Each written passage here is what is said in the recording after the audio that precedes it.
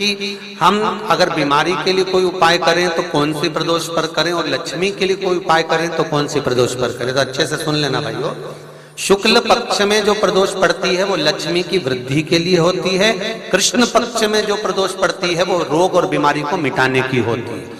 तो जितने उपाय आपको प्रदोष के बताए जाते हैं उस हिसाब से आप करो कि शुक्ल पक्ष की प्रदोष है तो लक्ष्मी का कोई उपाय करना है तो हमें शुक्ल पक्ष की प्रदोष पे करना है। अगर हमें बीमारी से निपटने का कोई इलाज करना है या कोई उपाय करना है तो उसको कृष्ण पक्ष की प्रदोष पर करना है।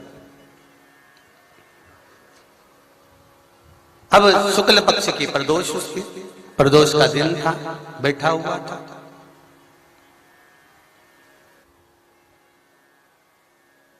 मान लो अगर कहीं आप कोई नौकरी के लिए अप्लाई कर रहे हो,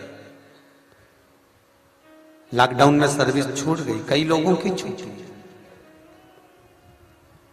कंपनियां कई बंद भी हो गई, कई कंपनियों से निकाल भी दिया गया, कहीं पत्नी परेशान हो रही है, कहीं पति परेशान हो रहा है, आप कहीं अप्लाई कर रहे हो तो जैसा माता उमा ने प्रदोष काल में, प्रदोष के समय पर, प्रदोष काल के अंतर्गत बेलपत्री का स्मरण किया है, वो बेलपत्र का स्मरण अगर संसार का मनुष्य कर लेता है तो महाराज ब्रह्मवृत्ता पुराण कहती है कि उस जीव का ऐसा कोई कार्य नहीं जो सफल नहीं होता।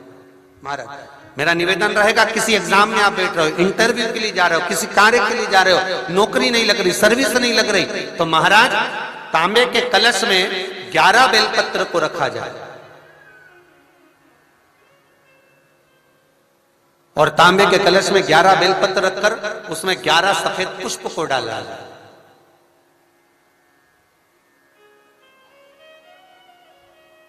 लाल चंदन घिसकर कटोरी में लेकर जाइए। प्रदोष के दिन, शुक्ल पक्ष का जो प्रदोष पड़ जाए उसके दिन शंकर के शिवलिंग पर लाल चंदन लपेटने से पहले शंकर की जो जलाधार,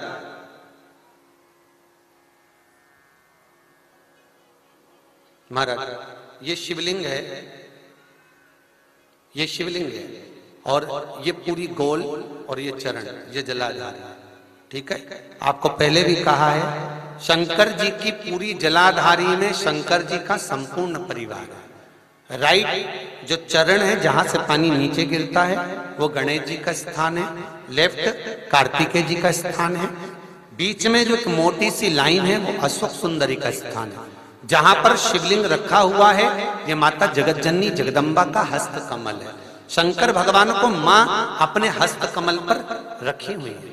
ऊपर से जो बूंद बूंद पानी जलाधारी से नीचे गिर रहा है ये शंकर भगवान की 5 लड़कियां हैं, जया, विषहरा, सामरीबारी, दोतली और देव। ये ऊपर से बूंद बूंद जल क्रीड़ा शंकर जी के साथ में करती हैं। शंकर भगवान का संपूर्ण परिवार जलाधारी में विराजमान है। शिव महापुराण कहती है, माता उमा का चरित्र कहता है, कोई एग्जाम में बैठ रहे हो, कोई कंपटीशन एग्जाम में बैठ रहे हो और चाहते हो कि मेरी नौकरी इसमें लगना ही चाहिए तो लाल चंदन का लेपन आपको इस पूरी जलाधारी पर करना है।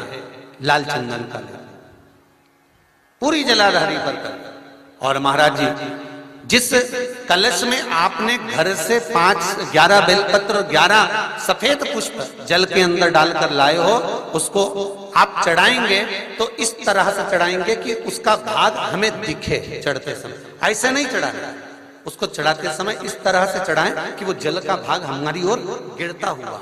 महाराज जब आप वो समर्पित कर दें बेलपत्र पुष्प आदि सभी चीजें, उस चंदन का एक थोड़ा सा भाग पूरी जलाधारी पर हाथ फेर कर अपने दरवाजे पर आते आते उसका स्पर्श कर दें। जिस दरवाजे से आप एग्जाम देने के लिए जाओगे, जिस घर से आप जाओगे, अपने घर के किसी भी दरवाजे पर उसका हाथ लगा दें या कोई स्थान को छू लें। जिसको आप दरवाजे को खोलकर दरवाजे को स्पर्श कर कर या दीवार को छूकर या अलमारी को छूकर जिसको भी छूकर आप जाओगे उसका स्पर्श कर लेना। फिर आपको कुछ नहीं करना है, उमा और महेश ही सब कुछ करेंगे जो उनको करना है, सब साथ